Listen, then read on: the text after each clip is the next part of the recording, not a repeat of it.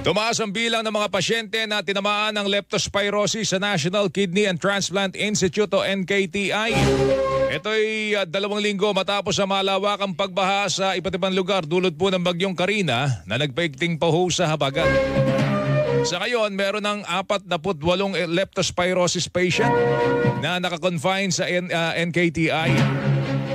Dahil dito, ginagamit na ngayon pati yung gym ng ospital bilang ward. May 10 pang pasyente na nasa emergency room na hindi uma-admit dahil kulang na nga po yung nurse, pati yung mga doktor eh. Pero ayon po sa NKTI, karaniwan na ang dagsa ng mga pasyente matapos po ang bagyo. Kailangan nila ngayon ng dagdag na 10 doktor at 20 nurse mula sa Department of Health dahil nagkukulang na ang kanilang tauhan dahil sa dami ng mga pasyente.